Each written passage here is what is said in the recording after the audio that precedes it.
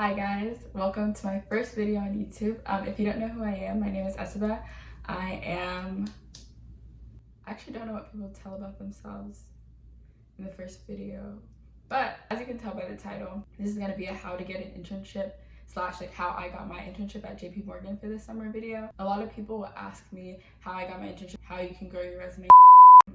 Well, I guess here is where I put my background information. So I'm a rising junior at the University of Texas at Austin, and I'm studying finance with a minor in accounting. And I've had 2 internships, like including the one that I'm in right now. I had an internship the summer after my freshman year, and then I'm currently in a role, but I've also been accepted into some other programs. And I've also had some good work experience that really translate well into the corporate world. So yeah, a lot of people have asked me advice, so I decided to just go ahead and make this channel. It's something that I've been wanting to do for a while, so I'm excited to just get going. So if you're interested in anything related to career, business, lifestyle, college, anything like that, please stick around, subscribe, turn on the notification bell so you know when I post more videos. So that's about it, so let's get right into the video. As I said before, I am working at Jpmorgan this summer. I'm working through the Advancing Black Pathways apprenticeship program. So I'm interning in consumer banking, which is under community The project that I'm working on is more directed with like smaller businesses and a consumer facing project. So I think that's all I can say on that. I don't know how much I can say without it being like stepping on any confidential information. So yeah, that's what I'm doing this summer. And all the tips that I'm going to lay out today, I did in the process and I've been doing for the past couple of years. I say past couple of years, like I haven't only done 2 years in college, but they've worked, and that's how I've been able to get so much experience in this short amount of time. So here we go.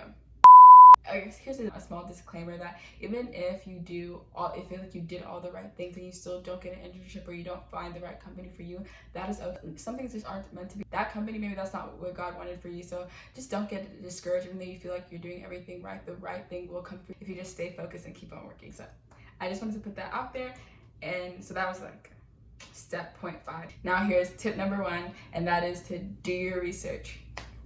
And I think it's so important to research into the companies that you want to work at or into the roles you want to work at before you do, because if you don't, you're kind of going in blind into a role or into a company that you might end up not liking. So I say do your research. With both the internships that I had and the jobs I've had, I do research. I look into the organization that I'm working for, into what the role looks like, and ask yourself, can I see myself doing this? Does this company reflect my values? Do I feel like I could work at this company? What's the company culture like? Really do your research. Ask other people, and research doesn't have to just be on the internet. Ask other people that have worked there before. Just watching YouTube videos like this can really help you just get a feel for if you want to work at that company.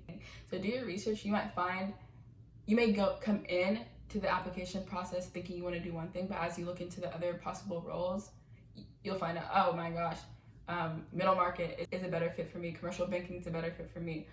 I should have been doing consumer banking all this time, So definitely take your time and do your research. Don't come in with such a closed mind about where you want to be, because so much can change in a short amount of time, Okay, so moving on to the next tip, Okay, this second tip, I feel like, I don't want to sound like I'm beating a dead horse, but this is something that is so important, and there's a reason why people put so much emphasis on There's a reason why people put so much emphasis on this when it comes to recruiting, when it comes to being successful in the business world, and that's networking. Me, for one, networking is probably my second least favorite thing when it comes to recruiting. Number 1 being interviewing, but networking is not my thing. I don't like forcing myself to talk to people that I don't want to talk to, or force these relationships that I feel like aren't real or just aren't genuine. I'm not saying go to every networking event that they have at your school, or every virtual lunch and learn that they have now, or coffee chat, like whatever it's doing right now.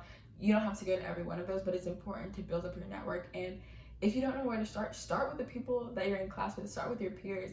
Join a club at your school, and from there you'll be able to see, you meet upperclassmen that have worked at the companies you want to work at, So that's how you can build your network. One of my friends is a year older than me, and they worked at Jpmorgan, and so I was really able to ask them questions about, okay, what was your application process like?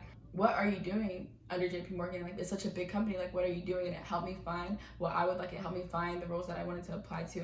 And they actually were the one that directed me to which program to apply. And I'll get into more of that later. But without that connection, I probably wouldn't have been just exposed to Jpmorgan or the program that I ended up applying to. Start building your network with your peers and then build up from there. Moving on to tip number 3. Tip number 3 is to get other experiences. I see this a lot with freshmen. They feel like their resume isn't going to be filled up. They don't have experiences. Like, how are they going to get internships or get into programs without having that? And I'm not here to say that it's okay to have an empty resume, but it doesn't have to be an internship experience that you could put on there. The 2 top ways that I could suggest you to fill up your resume and get experience is, 1 is to get a job on campus. I currently have a job on campus. I've had it since fall semester. I know it definitely stood out on my resume when I applied to Jpmorgan because I work as a human resources associate on campus, which isn't the most common, and also since it's an office job, it allows me to get a lot of skills that are transferable into corporate America. I use a lot of the software and systems that they also use, and it doesn't have to be an office job like that. Well, there are those jobs available on campus, and I encourage you to go look at them, or even around campus you can try and find a job at a leasing office, because you'll get some really good client-facing skills. You'll get a lot of experience with Word, with PowerPoint, with Outlook, that sort of thing. So I really encourage you to find a job on campus, and even if it is working at a fast food restaurant or something like that, like, you can still transfer a lot of skills, especially soft skills, which a lot of companies look for, because people could come in with the technical skills, but if they don't know how to communicate, they aren't going to want them. So if you can find something that'll help you build that up, you'll definitely have that advantage over somebody else. And the next thing I'll say on getting experience is get involved in orgs. I touched on this earlier, and I cannot stress it enough. Like, getting involved with other people on campus will not only make your college experience overall better, but you'll gain so much from the opportunities that you get connected with, but also that's a chance for you to get leadership experience. So for my freshman year, I joined Black Business Student Association at UT, and from the first semester, I joined a committee. So even though I wasn't on the exec board as PR director or something like that, I was still involved and acted as a leader in the org while being a freshman. So you can start early, and it doesn't have to be a business related org. Companies like to see diversity when it comes to your involvement and the things you're passionate about. So whatever org you're passionate about, whatever org you like, I encourage you to get involved. Join a committee, run to be on the board, is something like that. That's another experience that you'll be able to add to your resume that can set you apart. All right, so moving on to the next step. I've been saying step this whole time.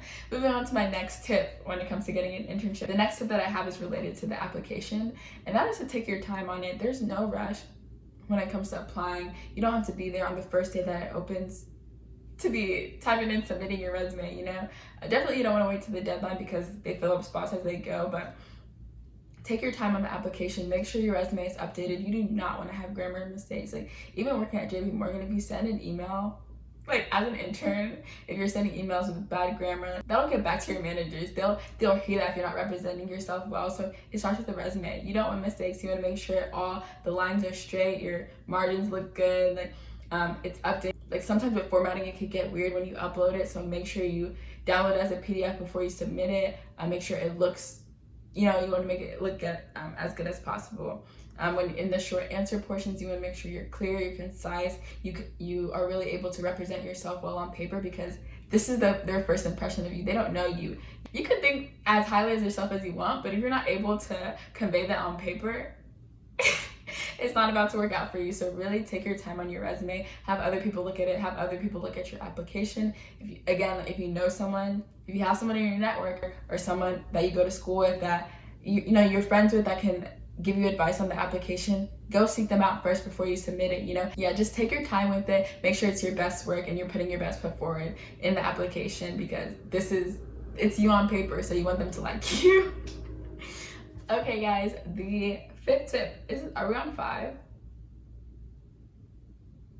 Yes, we're on 5. So the next thing I'm going to say is something I'm so glad I did with this.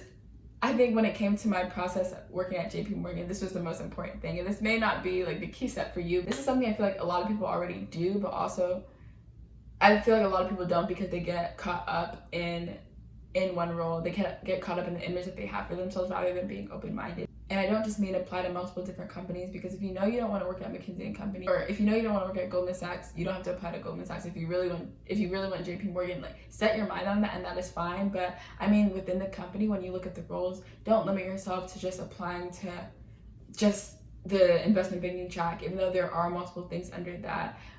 Keep your options open when it comes to things like that. How I mentioned earlier that the person who worked at Jpmorgan before me advised me that program that they told me to apply to was Sophomore Edge. And so when I went to the website, I was looking, I was like, okay, let me submit my application, Sophomore Edge, it looks good. And I just was going around to chase the Jpmorgan website, and I saw that they had another sophomore program, and that's the program that I'm in, Advancing Black Pathways.